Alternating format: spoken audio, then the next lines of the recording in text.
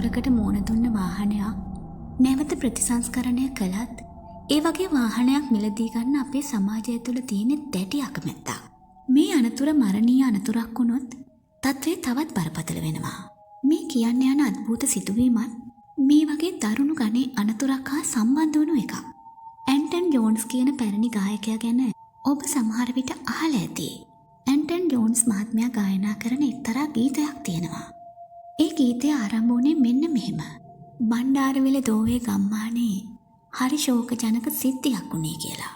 මේ ගීතයෙන් කියවෙන්නේත් මෙන්න මේ කියන අනතුර ගැන තමයි. මේ අනතුර හා සම්බන්ධ වෙච්ච අමුතු අద్භූත සිද්ධිය කියන්න කලින් මේ සිදුවීමට පසුබිම් වෙච්ච සිද්ධිය ඔබට විස්තර කරන්න වෙනවා. මේ 1968 වර්ෂය. තාක්ෂණය වගේම ගමනාගමන පාසුකම් පවා තියුණු නැති අවධිය. ඒ ගැනත් මතකයේ තියාගෙනම මේ සිද්ධිය ගැන විස්තරය අහගෙන ඉන්න.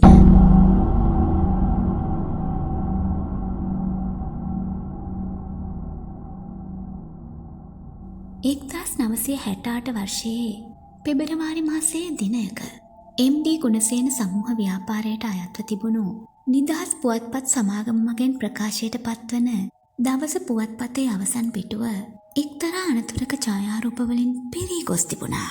ඒ තමයි ජනසතු බස් සේවාව ආරම්භ වීමෙන් පසු ප්‍රථම දරුණු ගණයේ අනතුර බවට සැලකෙන ඉතිහාසයේ සුප්‍රසිද්ධ දෝව බස් රථ අනතුර. 1968 වර්ෂයේ වන විට බස් රථ සේවාව පැවතුනේ තනිකරම රජයට අයත් සේවාවක් ලෙස. වර්තමානයේදී වගේ පුද්ගලික බස් රථ සේවාවක් ඒ කාලෙදී ක්‍රියාත්මක වුණේ නැහැ. මීට අවුරුදු 60කට ආසන්න කාලයකට පෙර ජනසතු කරන ලද මේ සේවාව මගින් කොළඹ සිට විවිධ ප්‍රදේශවලට දුරගමන් සේවා බස් රථ ධාවනය වුණා.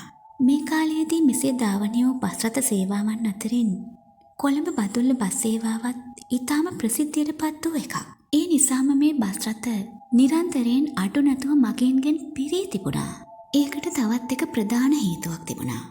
ඒ වර්තමානයේ වගේ ඒ කාලයේදී ගමනාගමන සේවාවන් බහුල හෝ පහසුකම් සහිත එකක් නොවු නිසා ඒ නිසා පවතින අවම සේවාවන් වලින් මගින් උපරිම ප්‍රයෝජන ගත්තා. මේ කොළඹ බදුල්ල බස් සේවාව ක්‍රියාත්මක වන්නේ බදුල්ල හෝ මීතොටමුල්ල ඩිපෝවන්ට අනුබද්ධිතව.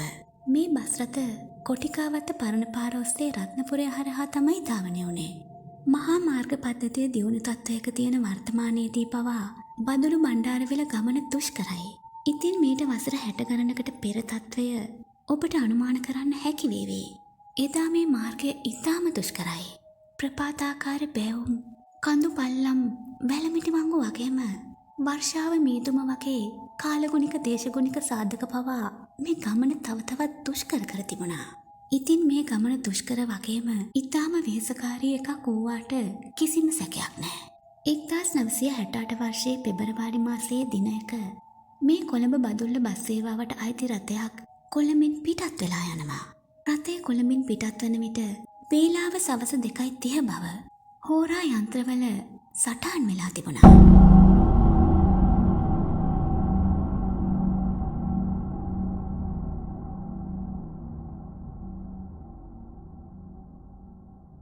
මේ බස් රථය සවස 4:30ට පමණ රත්නපුර බස් නැවතුම්පලට ළඟා වෙලා. එතනින් පස්සේ රථය දුෂ්කර කඳුකර මාර්ගය ඔස්සේ ඉහළට ගමන් කරනවා. රියදුරුගේ ගමන හරිම වේගවත්. පල්ලම් ප්‍රපාත වංගු බහුලයේ මාර්ගයේ ඒ ගමන නොසැලකිලිමත් එකක් කියලා කියන්න පුළුවන්. ඒ කෙසේ වෙතත් මේ රථය නිරුපද්‍රිතවම බෙරගල ප්‍රදේශයට ළඟා වුණා. මෙන්න මේ ස්ථානයේදීත් හරිම දෛවෝපගත සිද්ධියක් සිද්ධ වෙනවා. බෙරගලදී මේ රථය තේපානය සඳහා කඩයක නතර කළා. රියදුරු කොන්දොස්තර වගේම අනෙක් මගේනුත් තේපානය සඳහා රථයෙන් බැස ගියා. දුරකථන පහසුකම් හෝ ගමනාගමන කටයුතු නියාමනය කිරීම සඳහා වෙනත් තාක්ෂණික ක්‍රමවේද නොතිබූ මේ කාලයේදී ගමනාන්තයට පැමිණෙන තෙක්ම ගමනේ කාලය හෝ ඒ තොරතුරු ලබා ගැනීම දුෂ්කරයි. ඇතැම් තැන්වල සඳහන් වූ කරුණු අනුව බෙරගලදී රථය තේපානය සඳහා නතර කළ පසු රියදුරු මත්පැන් පානය කළ බව සඳහන් වෙනවා. නමුත් එහි සත්‍යතාවය ගැන නිවැරදි සාක්ෂි සොයා ගන්නට නම් නැහැ. කෙසේ හෝ මේ අවස්ථාවේදී බස් රථයේ පැමිණි මගියෙකුට බඩේ අමාරුවක් වැළඳීම නිසා ඔහුට වැසිකිලි යාමේ අවශ්‍යතාවයක් ඇති වෙනවා.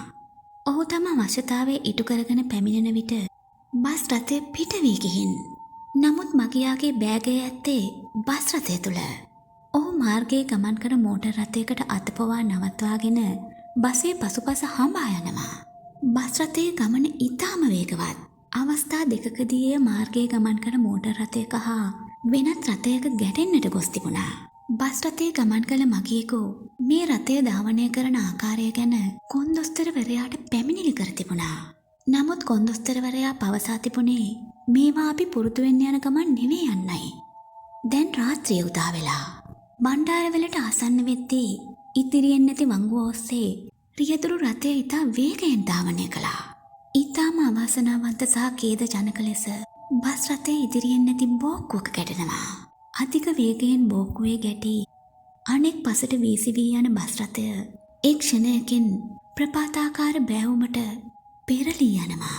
බස් රථයේ පෙරලී යද්දී එහි සිටි මගින් නැගූ විලාපය කඳු පන්තිවල ගැටි මුළු ප්‍රදේශය පුරාම තෝංකාර දුන්නා.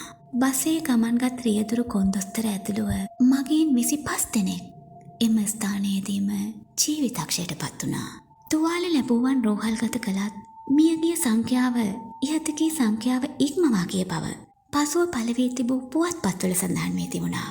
ඇතැම් පිරිස් දිවි ගලවා ගන්නට සමත් වූ බව සඳහන් වී තිබුණත් බසේ ගමන් කළ මගීන් අතරින් දිවි ගලවා ගන්නට සමත් වුණේ බෙරගලදී රථය මගහැරුණු මගියාට පමණක් බව තවත් තැන්වල සඳහන්ව තිබුණා. මේ කාලයේ ඉතාම ජනප්‍රිය මාධ්‍ය ප්‍රචාරණය ලෙස සැලකූ කවි කොළවල පවා තේකෝපයෙන් බේරුණු ජීවිතය ලෙස මේ සිද්ධිය විස්තර කර තිබුණා.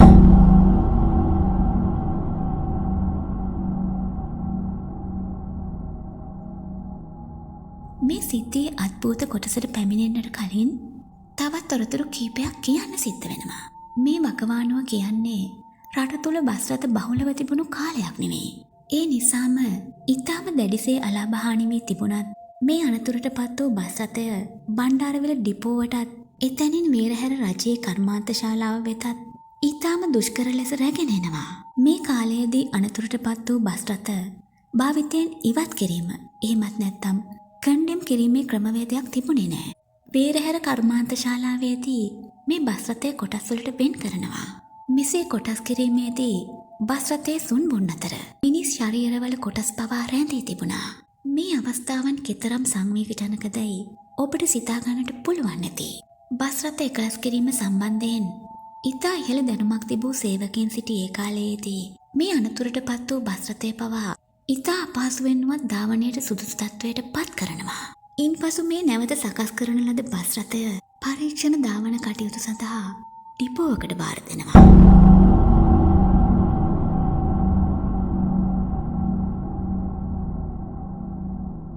එක්තරා දිනයක කඳුකර මාර්ගය ඔස්සේ රජයට අයත්ව තිබූ ජනසතු බස් රථයක් ධාවනය වෙමින් තිබුණා.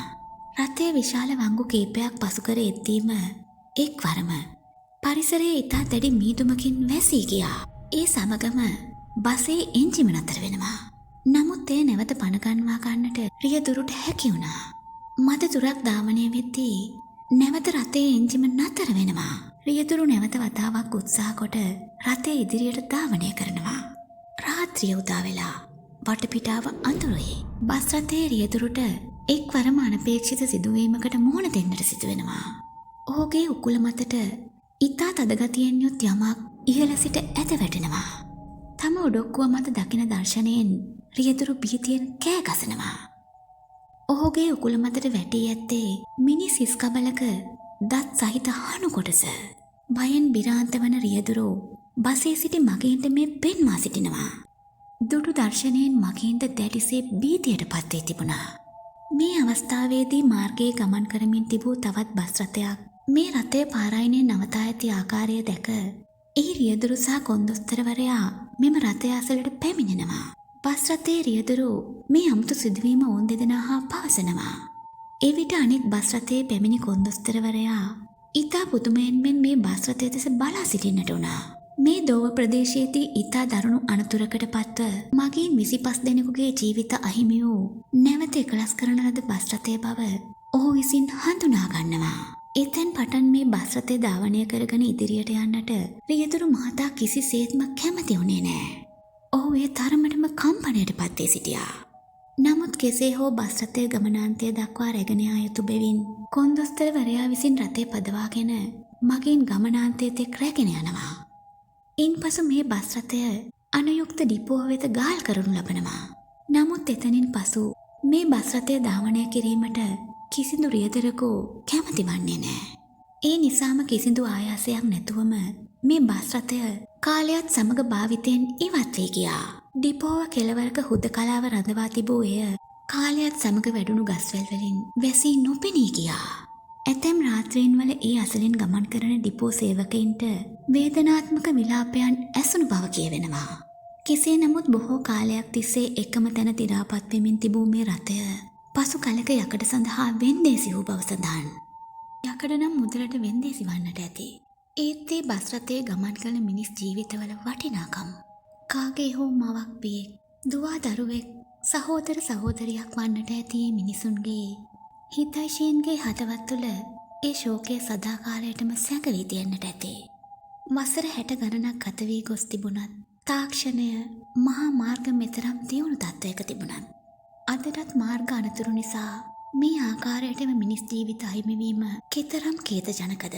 මගේ රටේ පමණක් නොවේ ලෝකයේ කිසිදු රටක මිනිස් ජීවිතයක් මහමගදී අවසන් නොවේවායි අපි ප්‍රාර්ථනා කරමු.